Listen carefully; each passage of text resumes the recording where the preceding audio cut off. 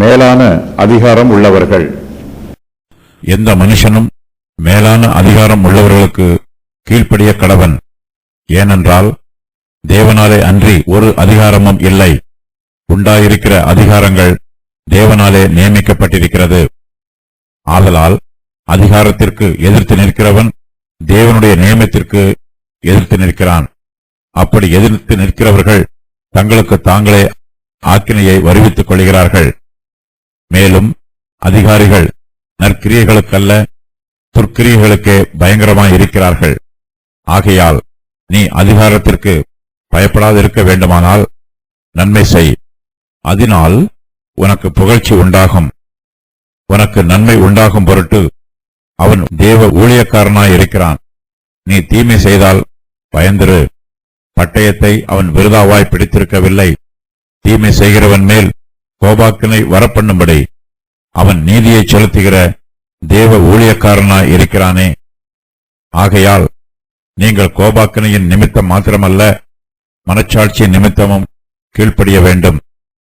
இதற்காகவே நீங்கள் வரியையும் கொடுக்கிறீர்கள்.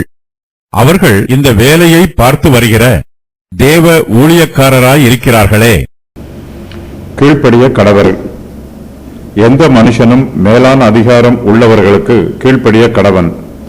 ஏனென்றால் தேவனாலே அன்றி ஒரு அதிகாரமும் இல்லை. உண்டாயிருக்கிற அதிகாரங்கள் தேவனாலே நியமிக்கப்பட்டிருக்கிறது. இந்த பிரபஞ்சத்தில் கர்த்தருடைய பிள்ளைகளாகிய நாம் உலக பிரகாரமான ஜனங்கள் மத்தியில் ஜீவிக்கிறோம்.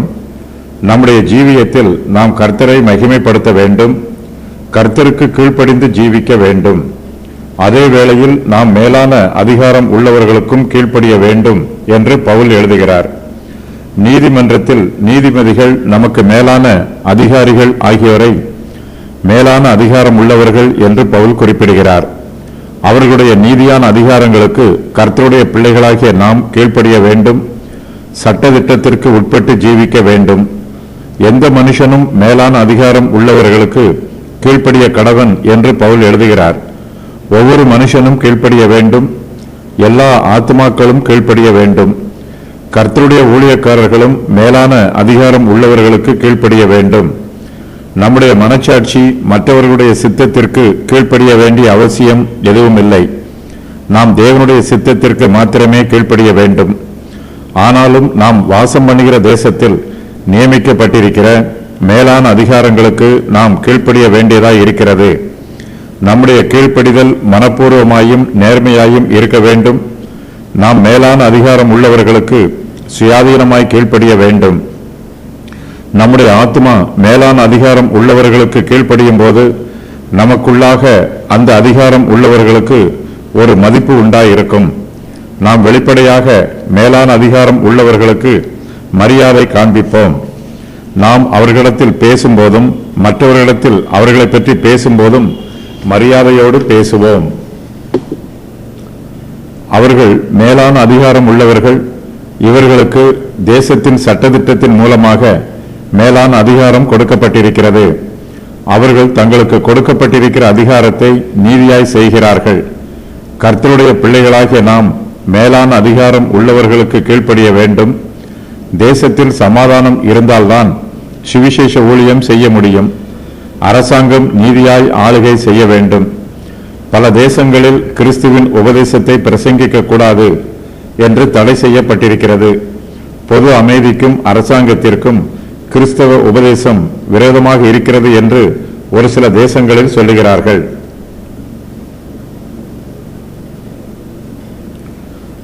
இயேசு கிறிஸ்துவையும் யூத ஜனங்கள் நிந்தித்தார்கள். ரோம பேரரசுக்கு விரோதமாக இயேசு கிறிஸ்து உபதேசம் பண்ணுவதாக அவர் மீது குற்றம் சொன்னார்கள்.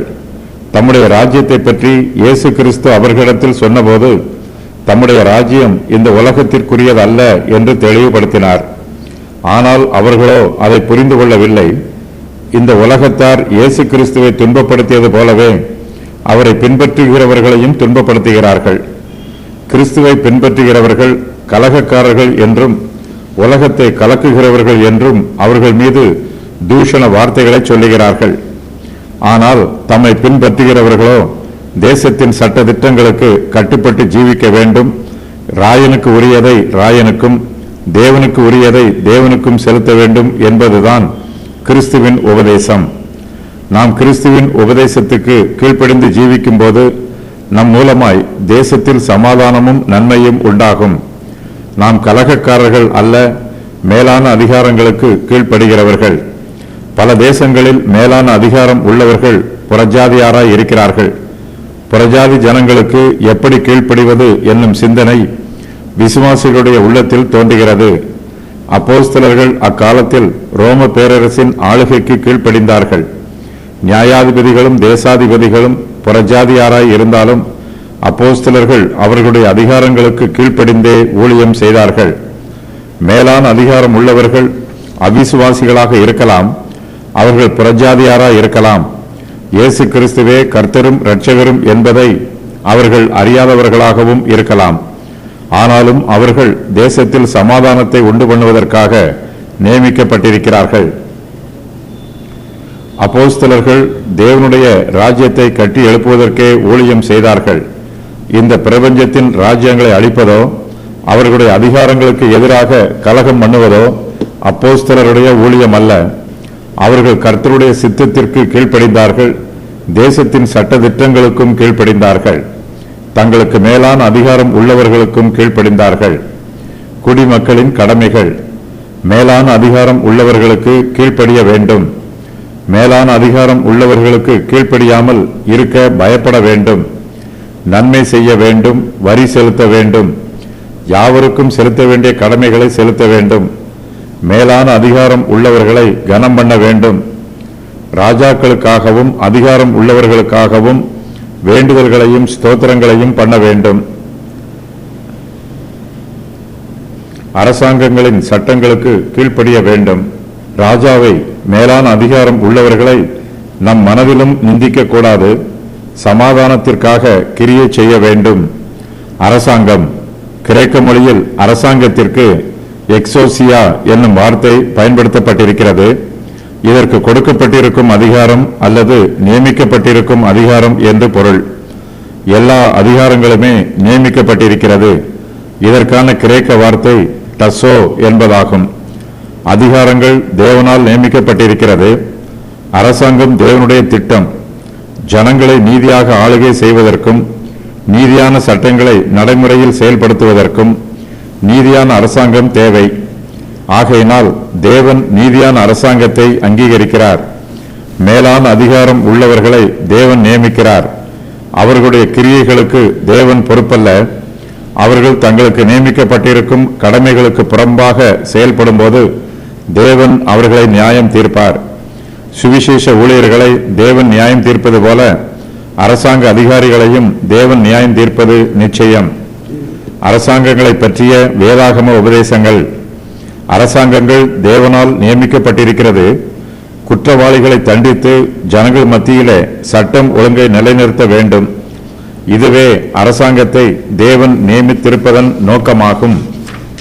மனுஷருக்கு நன்மை ஏற்படவும் சமுதாயத்தில் அமைதியும் முன்னேற்றமும் காணப்படவும் விசுவாசிகள் அரசாங்கத்திற்கு ஆதரவாய் இருக்க வேண்டும்.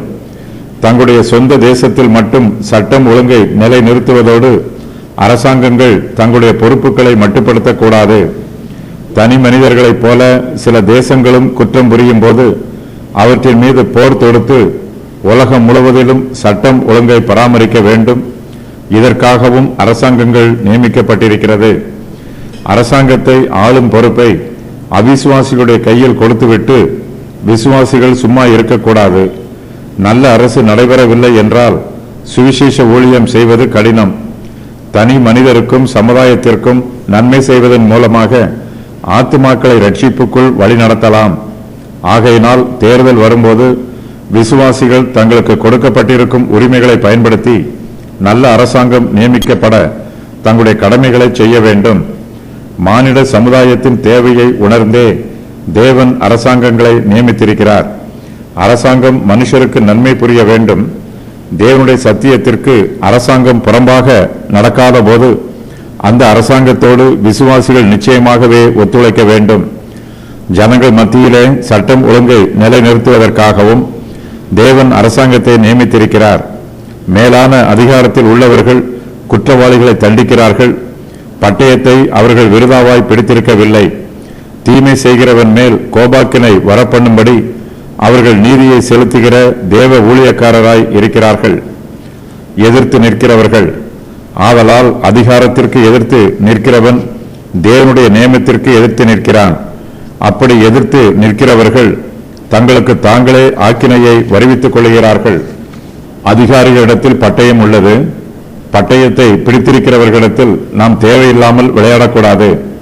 கர்த்தருடைய பிள்ளைகள் ஏதாவது தவறு செய்துவிட்டால் அது சமுதாயத்தில் பெரிய பிரச்சனையாக தெரியும். நம்முடைய விசுவாசத்தின் பிரகாரமாக நாம் ஜீவிக்க வேண்டும். இயேசு கிறிஸ்து நமக்கு கொடுத்திருக்கிற உபதேசத்திற்கு கீழ்ப்படிந்து சமுதாயத்தில் அவருக்கு சாட்சியாய் ஜீவிக்க வேண்டும். உலக பிரகாரமான ஜனங்கள் கர்த்தருடைய பிள்ளைகளை கருத்தாய் கவனித்துக் கொண்டிருக்கிறார்கள்.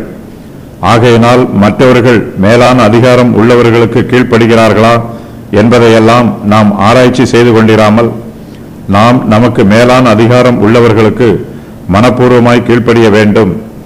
மற்றவர்களை விட நம்முடைய கீழ்ப்படிதல் நேர்த்தியாய் இருக்க வேண்டும். அதிகாரத்திற்கு எதிர்த்து நிற்கிறவன் தேவனுடைய நியமத்திற்கு எதிர்த்து நிற்கிறான். அப்படி எதிர்த்து நிற்கிறவர்கள் தங்களுக்கு தாங்களே ஆக்கினையை வருவித்துக் கொள்கிறார்கள். தங்களுடைய கீழ்ப்படியாமைக்கு இவர்கள் தேவனிடத்தில் கணக்கு ஒப்புவிக்க வேண்டும். இவர்கள் மேலான அதிகாரத்திற்கு எதிர்த்து நிற்கும் போது தேவனுடைய நியமத்திற்கு எதிர்த்து நிற்கிறார்கள். அதிகாரிகள் பயங்கரமாய் இருக்கிறார்கள். இவர்கள் நற்கிரியைகளுக்கு பயங்கரமானவர்கள் அல்ல, துர்க்கிரியைகளுக்கு பயங்கரமானவர்கள். மேலான அதிகாரம் உள்ளவர்களுக்கு நம்முடைய இருதயத்தில் இருந்து உண்மையான கீழ்ப்படிதல் உண்டாக வேண்டும். கோபாக்கினையின் நிமித்தம் மாத்திரமல்ல, மனச்சாட்சியின் நிமித்தமும் கீழ்ப்படிய வேண்டும். எல்லா அதிகாரமும் தேவனால் மாத்திரமே உண்டாயிருக்கிறது. தேவனே இந்த உலகத்தை ஆளுகிற சர்வ ஆளுகை உள்ளவராக இருக்கிறார். தேவன் தாமே தம்முடைய தெய்வீக அதிகாரத்தின் பிரகாரமாக இந்த உலகத்தில் நியாயாதிபதிகளையும் அதிகாரிகளையும் நியமித்து வைத்திருக்கிறார். அதிகாரிகள் தேவனிடமிருந்தே தங்களுடைய அதிகாரங்களை பெற்றுக் கொள்கிறார்கள். ஒரு சிலர் தங்களுக்கு கொடுக்கப்பட்டிருக்கிற அதிகாரத்தை தவறாக பயன்படுத்துகிறார்கள். இது தேவன் செய்கிற தப்பிதம் அல்ல. தேவன் எப்போதுமே நல்லவர்தான். அவர் நன்மையானதை மாத்திரமே செய்கிறவர். அதிகாரத்தை பெற்றிருக்கிறவர்கள்தான் அதை நீதியாக பயன்படுத்தாமல் அநீதியாய் பயன்படுத்துகிறார்கள். இந்த உலகத்தில் உள்ள ராஜாக்களுக்கும் அதிகாரிகளுக்கும் பரத்தில் இருந்து அதிகாரம் கொடுக்கப்படாவிட்டால் அவர்களுக்கு ஒரு அதிகாரமும் இல்லை. தேவன் தம்முடைய ஞானத்தினாலும் வல்லமையினாலும் நன்மையினாலும் மனுக்குலத்தை ஆளுகை செய்கிறார். மனுஷரை இரண்டு பிரிவாக பிரித்து ஒரு பிரிவினரை ஆளுகிறவர்கள் என்றும் மற்றொரு பிரிவினரை ஆளுகை செய்யப்படுகிறவர்கள் என்றும் வித்தியாசம் பண்ணுகிறார். எந்த மனுஷனும் தங்களுக்கு மேலான அதிகாரம் இல்லாமல் எதேச்சையாய் திருவதில்லை. எல்லோருமே மேலான அதிகாரத்திற்கு கட்டுப்பட வேண்டியவர்கள்தான். எல்லா அரசாங்கங்களும் எல்லா அதிகாரங்களும் தேவனுடைய நியமமாய் இருக்கிறது. ஆகையினால் இப்பிரபஞ்சத்தின் அதிகாரங்களை புறஜாதியாருடைய அதிகாரங்கள் என்று நினைத்து அதற்கு எதிர்த்து நிற்கக்கூடாது. அது தேவனுடைய நியமம் என்று நினைத்து நாம் அதை ஏற்றுக்கொண்டு அதற்கு கீழ்ப்படிய வேண்டும். அதிகாரத்திற்கு எதிர்த்து நிற்கிறவன் தேவனுடைய நியமத்திற்கு எதிர்த்து நிற்கிறான். நீதிமன்றத்தின் நீதிபதி தேவனுடைய நியமத்தினால் நீதிபதியாக நியமிக்கப்பட்டிருக்கிறார். தேவனுடைய நியமம் மாத்திரமே பிரதான சட்டம். தேவனுடைய சட்டம் மனுஷரை ஆசீர்வதிக்கிறது. தேவனுடைய சித்தத்தின் பிரகாரம் தங்களுக்கு கொடுக்கப்பட்டிருக்கிற அதிகாரத்தை பயன்படுத்துகிறவர்கள் ஜனங்களுக்கு ஆசீர்வாதமாய் இருப்பார்கள். இவர்களுடைய ஆளுகையில் தெய்வத்துவம் வெளிப்படும். தேவனுடைய வல்லமை வெளிப்படும். பவுல் இந்த அதிகாரத்தில் அதிகாரிகளை தேவ ஊழியக்காரர் என்று அழைக்கிறார். அதிலும் விசேஷமாக நீதிபதிகள் தேவ ஊழியக்காரராய் இருக்கிறார்கள். இவர்கள் நீதியாய் தீர்ப்பு செய்ய வேண்டும். தேவனுக்கு பயந்து தங்களுடைய கடமையை செய்ய வேண்டும். இவர்கள் நமக்கு அதிகாரிகளாக இருந்தாலும் தேவனுக்கு ஊழியக்காரர்களாகவே இருக்கிறார்கள். அதிகாரம் தேவனுடைய நியமம். அது தேவனால் நியமிக்கப்பட்டிருக்கிறது. ஆகையினால் நாம் அதிகாரத்திற்கு எதிர்த்து நிற்கக்கூடாது. அப்படி எதிர்த்து நிற்கிறவர்கள் தங்களுக்கு தாங்களே ஆக்கினையை வருவித்துக் கொள்கிறார்கள். அதிகாரிகள் பயங்கரமாய் இருக்கிறார்கள். மேலும் அதிகாரிகள் நற்கிரியைகளுக்கல்ல, துர்க்கிரியைகளுக்கே பயங்கரமாய் இருக்கிறார்கள். ஆகையால் நீ அதிகாரத்திற்கு பயப்படாதிருக்க வேண்டுமானால் நன்மை செய். அதனால் உனக்கு புகழ்ச்சி உண்டாகும். அதிகாரிகள் துர்க்கிரியைகளை செய்கிறவர்களுக்கும் பயங்கரமாய் இருக்கிறார்கள். அவர்கள் பட்டயத்தை பிடித்திருக்கிறார்கள். இது யுத்தத்தின் பட்டயம் மாத்திரமல்ல, இது நீதியின் பட்டயமாகவும் இருக்கிறது. பாவத்தின் வல்லமையை சாதாரணமாக அழிக்க முடியாது, பட்டயத்தினால்தான் அழிக்க வேண்டும். பாவம் செய்கிறவன் தேவனுடைய பிரமாணத்திற்கு எதிர்த்து நிற்கிறான். ஆகையினால் துர்க்கிரியைகளை செய்கிறவர்களுக்கு தண்டனை கொடுக்கப்பட வேண்டும். தண்டனை கொடுக்கப்பட்டால் தவறு செய்கிறவன் பயப்படுவான். தண்டனையோடு கூடிய சட்டம் துன்மார்க்கருக்கே நியமிக்கப்பட்டிருக்கிறது. சட்டத்திற்கு கீழ்ப்படியாதவர்கள் தண்டிக்கப்படுவார்கள். எங்களுக்கு தெரிந்திருக்கிறபடி நியாயப்பிரமாணம் நீதிமானுக்கு விதிக்கப்படாமல் அக்கிரமக்காரருக்கும் அடங்காதவர்களுக்கும் பக்தி இல்லாதவர்களுக்கும் பாவிகளுக்கும் அசுத்தருக்கும் சீர்கட்டவர்களுக்கும் தாய் தகப்பன்மாரை அடிக்கிறவர்களுக்கும் கொலை பாதகருக்கும் வேசி கள்ளருக்கும் ஆண் புணர்ச்சிக்காரருக்கும் மனுஷரை திருடுகிறவர்களுக்கும் பொய்யருக்கும் பொய்யான இடுகிறவர்களுக்கும் நித்தியானந்த தேவனுடைய மகிமையான சுவிசேஷத்தின்படி எனக்கு ஒப்புவிக்கப்பட்டிருக்கிற ஆரோக்கியமான உபதேசத்திற்கு எதிரடையாய் இருக்கிற மற்ற எந்த செய்கைக்கும் விரோதமாய் விதிக்கப்பட்டிருக்கிறது. 1 தீமோத்தேயு 1:9 முதல் 11 வரை. அதிகாரிகளுடைய கடமைகளை பவுல் இங்கு எடுத்து கூறுகிறார். நற்கிரியை செய்கிறவர்களை அதிகாரிகள் பயமுறுத்தக்கூடாது. சமுதாயத்திற்கு எதிராக துர்க்கிரியைகளை செய்யும் துன்மார்க்கருக்கு மட்டுமே அதிகாரிகள் பயங்கரமானவர்களாக இருக்க வேண்டும். நாம் நன்மை செய்யும் போது நமக்கு புகழ்ச்சி உண்டாகும். அரசாங்கத்தின் சட்டங்களுக்கு நாம் கீழ்ப்படிய வேண்டும். இதனால் நாம் எதற்கும் பயப்பட வேண்டியதில்லை. அதே சமயத்தில் அதிகாரிகளும் சட்ட ஒழுங்கை நியாயமாக பராமரிக்க வேண்டும். தேவ ஊழியக்காரர் உனக்கு நன்மை உண்டாகும் பொருட்டு அவன் தேவ ஊழியக்காரனாய் இருக்கிறான். நீ தீமை செய்தால் பயந்திரு. பட்டயத்தை அவன் விருதாவாய் பிடித்திருக்கவில்லை. தீமை செய்கிறவன் மேல் கோபாக்கினை வரப்பண்ணும்படி அவன் நீதியை செலுத்துகிற தேவ ஊழியக்காரனாய் இருக்கிறானே. ஆகையால் நீங்கள் கோபாக்கினையின் நிமித்தம் மாத்திரமல்ல, மனச்சாட்சியின் நிமித்தமும் கீழ்ப்படிய வேண்டும். இதற்காகவே நீங்கள் வரியையும் கொடுக்கிறீர்கள். அவர்கள் இந்த வேலையை பார்த்து வருகிற தேவ ஊழியக்காரராய் இருக்கிறார்களே. மேலான அதிகாரம் உள்ளவன் தேவ ஊழியக்காரனாய் இருக்கிறான். தேவனுடைய பிரதிநிதியாக அவன் ஜனங்கள் மத்தியில் கிரியை செய்கிறான். ஆகையினால் அவன் தன் சுய விருப்பத்தின்படி தீர்ப்பு செய்யாமல் நீதியின்படி தீர்ப்பு செய்ய வேண்டும். நியாயமாய் தீர்ப்பு செய்கிற அவனுக்கு நாம் கீழ்ப்படியவும் வேண்டும். அதிகாரிகள் துர்க்கிரியைகளிடத்தில் பயங்கரமாய் இருக்கிறார்கள். தீமை செய்கிறவன் மேல் அவர்கள் நீதியை செலுத்துகிறார்கள். மேலான அதிகாரம் உள்ளவர்கள் எவ்வளவுதான் நீதியாய் தீர்ப்பு செய்தாலும் அவர்களால் தேவனைப் போல நியாய தீர்ப்பு செய்ய முடியாது. மனுஷருடைய தீர்ப்பு குறைவுள்ளது. தேவனே பரிபூரண நியாயாதிபதியாய் இருக்கிறார். அதிகாரிகள் தீமை செய்கிறவன் மேல் கோபாக்கினையை வரப்பண்ணுகிறார்கள். அவர்கள் மீது நீதியை செலுத்துகிறார்கள். அதிகாரிகள் பட்டயத்தை விருதாவாய் பிடித்திருக்கவில்லை. தேவன் அதிகாரிகள் கையில் தேவையில்லாமல் பட்டயத்தை கொடுக்கவில்லை. தேவனே அவர்களுக்கு அதிகாரத்தை கொடுத்திருக்கிறார். அதிகாரிகள் நீதியை செலுத்துகிற தேவ ஊழியக்காரராய் இருக்கிறார்கள்.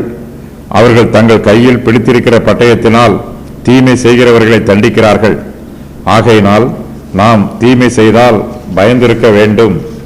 தீமை செய்கிறவர்கள் மீது வருகிற தண்டனையும் தேவனுடைய நியமமாக இருக்கிறது. தீமை செய்கிறவர்கள் தண்டிக்கப்படுவது சமுதாயத்திற்கு நல்லது. கர்த்தரும் இதை அங்கீகரிக்கிறார். தேவன் பரிசுத்தமுள்ளவர். அவர் பாவத்தை வெறுக்கிறார். அவர் சர்வலோகத்திற்கும் ராஜாவாக இருக்கிறார். அவரே ராஜாதி ராஜா. அவர் சமாதானத்தின் தேவன். சகலவற்றையும் ஒழுங்கும் கிரமமுமாக நடப்பிக்கிறவர். நன்மையை பாதுகாக்கிறவர். தீமை செய்கிறவன் தண்டிக்கப்படும் போது மற்றவர்களுக்கும் பயம் உண்டாகும். தீமை செய்வதற்கு ஜனங்கள் பயப்படுவார்கள். இதன் மூலமாக சமுதாயத்தில் தீமையை ஓரளவு நீக்கி போட முடியும். அதிகாரிகள் நற்கிரியைகளுக்கு அதிகாரிகளாக இருக்கிறார்கள். நாம் நன்மை செய்ய வேண்டும். அதனால் நமக்கு புகழ்ச்சி உண்டாகும். நாம் அதிகாரத்திற்கு பயப்படாதிருக்க வேண்டுமானால் நன்மை செய்ய வேண்டும்.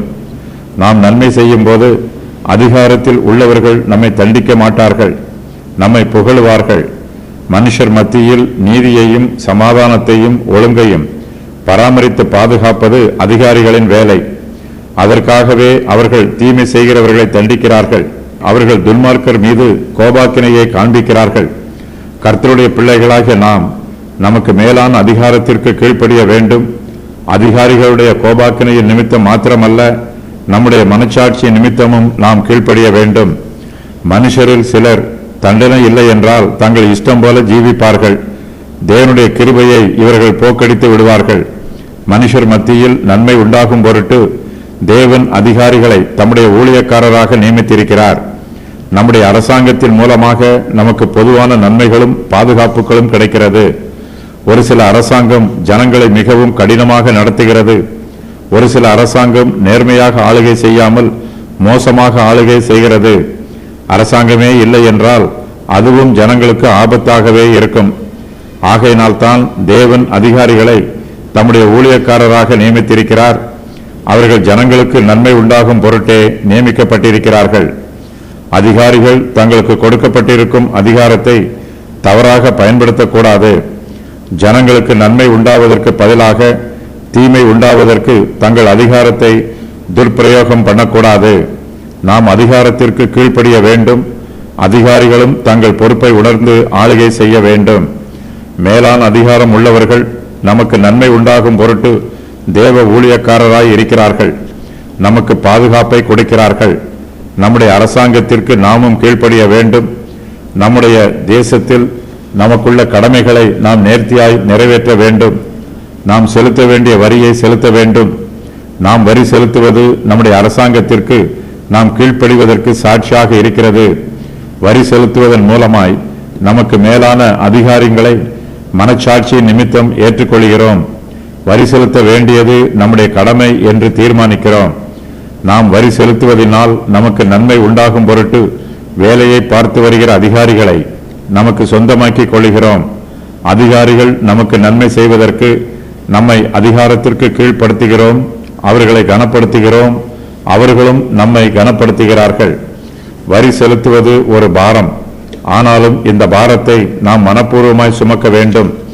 வரி செலுத்துவதை பற்றி பவுல் சொல்லும்போது, நீங்கள் வரியை அரசாங்கத்திற்கு தர்மமாய் கொடுக்கிறீர்கள் என்று சொல்லவில்லை.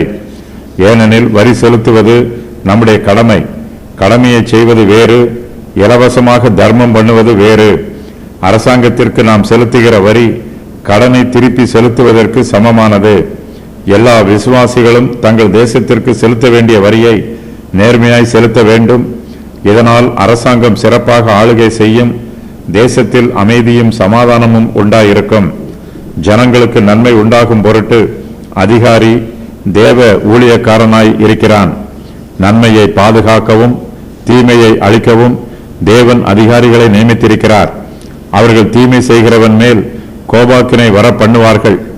ஆகையினால் அரசாங்கத்தின் அதிகாரிகள் நீதியை செலுத்துகிற தேவ ஊழியக்காரராய் இருக்கிறார்கள். அரசாங்கத்தின் சட்டங்களுக்கு நாம் கீழ்ப்படிய வேண்டும். தண்டனைக்கு தப்பித்துக் கொள்வதற்காக மட்டும் நாம் கீழ்ப்படிவதில்லை. நம்முடைய மனச்சாட்சியின் பிரகாரமாகவும் நாம் கீழ்ப்படிய வேண்டியது அவசியம். சமுதாயத்தில் சட்ட ஒழுங்கை நிலைநிறுத்துவதற்கு அதிகாரிகள் தேவனால் நியமிக்கப்பட்டிருக்கும் தேவ ஊழியக்காரராய் இருக்கிறார்கள். அவர்களுடைய வேலைகளை நாம் ஆதரிக்க வேண்டும். அதற்காக நாம் செலுத்த வேண்டிய வரியின் பங்கை செலுத்த வேண்டும். அரசாங்க அதிகாரிகள் தேவனுடைய ஊழியக்காரர்கள். அவர்கள் தேவ பக்தி அற்றவர்களாக இருந்தாலும் தங்களுக்கு நியமிக்கப்பட்டிருக்கும் பொறுப்புகளை உண்மையோடு செய்கிறார்கள். ஆகையினால் நாம் அவர்களுக்குரிய மரியாதையை கொடுத்து அவர்களுக்கு ஆதரவு தந்து அவர்களுக்கு செலுத்த வேண்டிய கடமைகளை செலுத்த வேண்டும்.